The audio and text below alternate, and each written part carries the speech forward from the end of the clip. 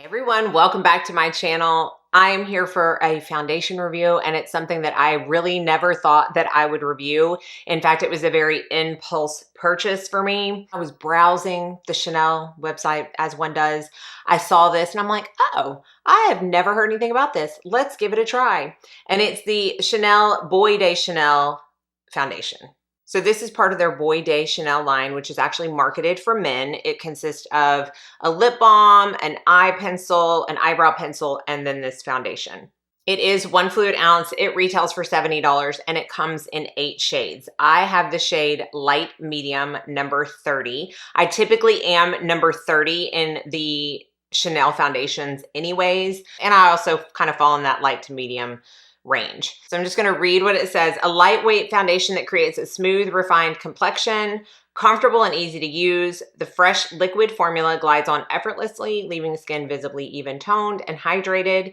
Imperceptible coverage delivers natural looking results that last from morning to night. So it's claiming that it's imperceptible coverage, can't see it on your skin, doesn't look like makeup, lasts all day.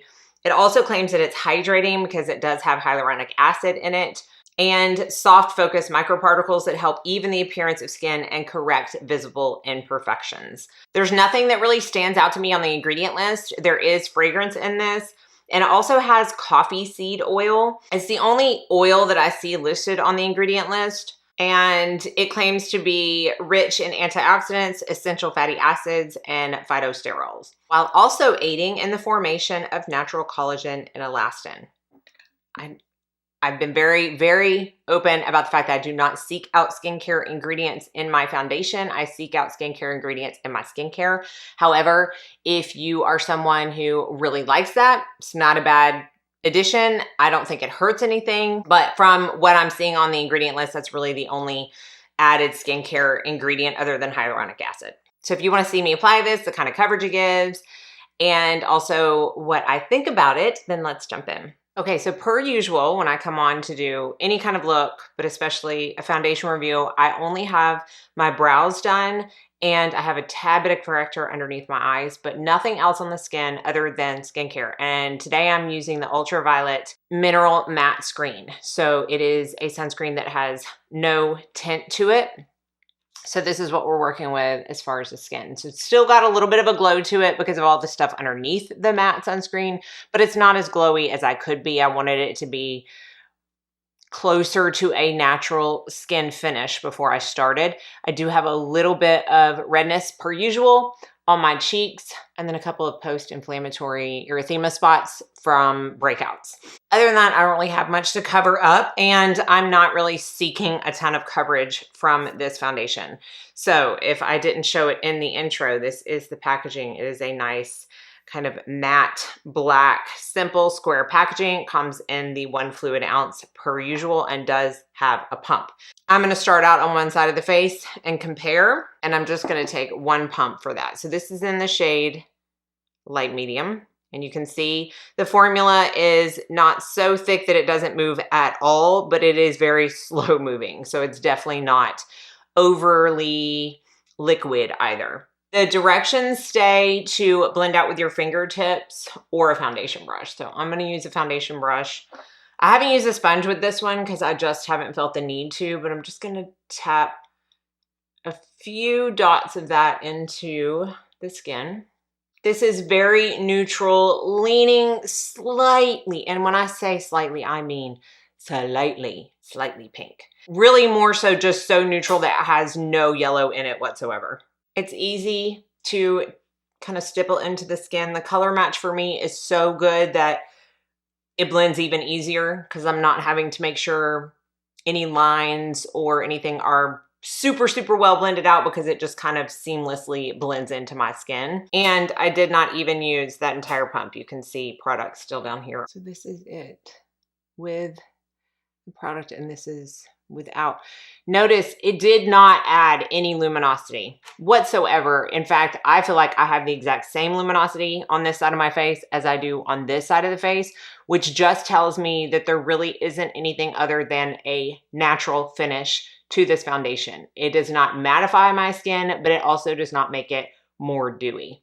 I'm going to try to just do another half pump and finish off the other side of my face. It does have a fragrance in it. It is Chanel.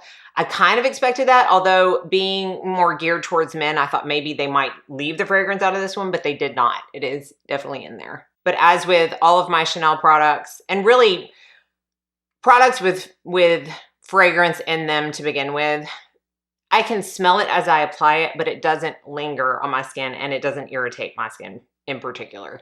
Okay, so this is the full face. See how it just like, I don't know, just kind of melts into the skin. I can see a little bit more redness over here and I have a little bit more product.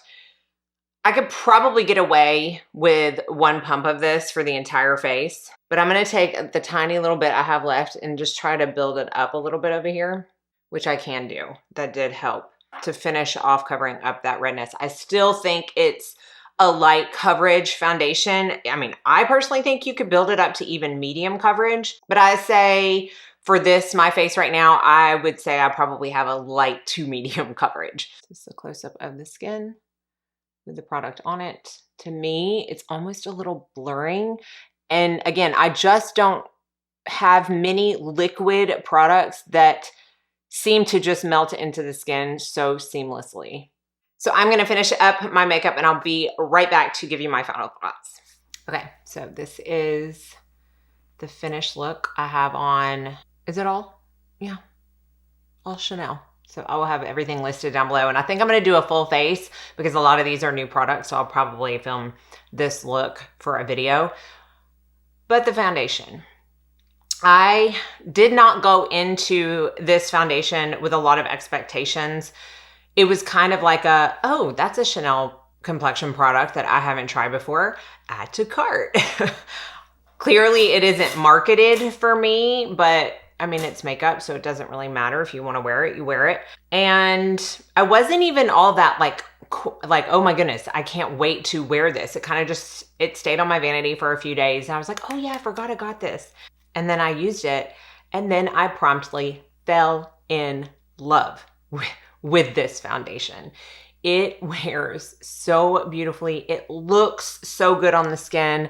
I used the Chanel loose powder on top of it. I mean, it's just so pretty. It is kind of blurring on the skin. You don't need a lot. I mean, you're not going to go into this, or I don't suggest going into this thinking you're going to get full coverage.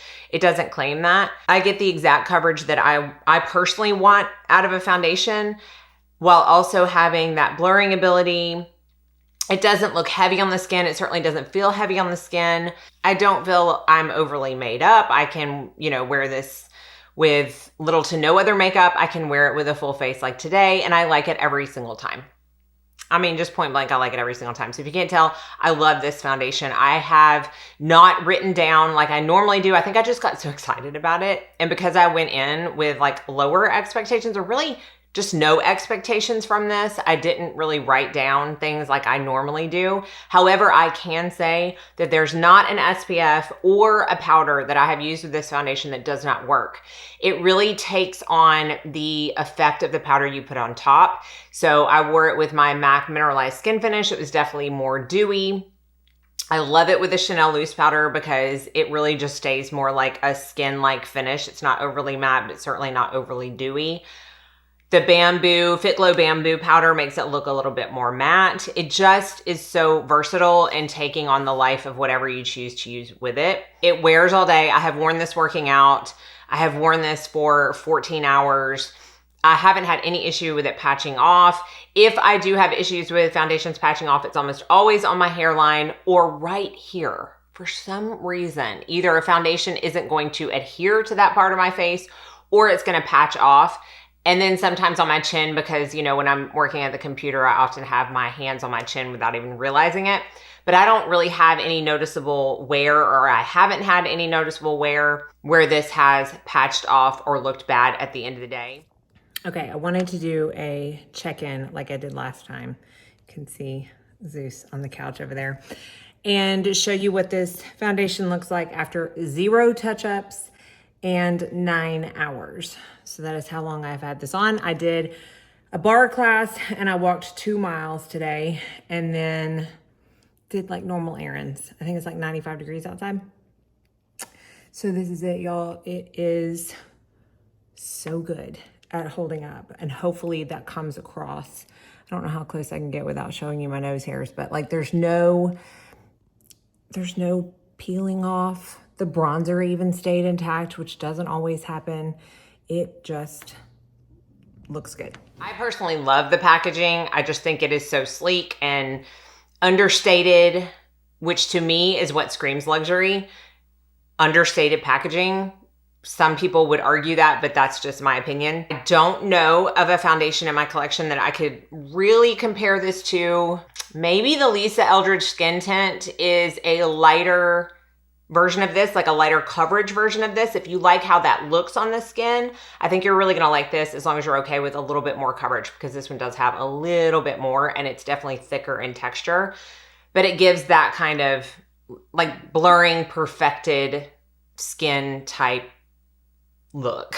I really just wanted to make this video for two reasons: to show that I really love this foundation, to tell you about a new foundation that I found that I love, and also to showcase a hidden gem, in my opinion. I just don't hear this talked about, and I think it's because it's, as far as I know, exclusive to the Chanel website, and also because it's marketed towards men, and sometimes when you see products like that, you're like, oh, well, it's not marketed for me, so I'm just gonna keep on. But that's where you find your hidden gems, and this is one of them. Highly recommend. I will leave it linked down below. Let me know if you've tried this and what your thoughts are. Let me know if you have any questions. Be sure and like and subscribe before you leave so you don't miss out on any future videos. And I hope you all go out and have a very blessed day.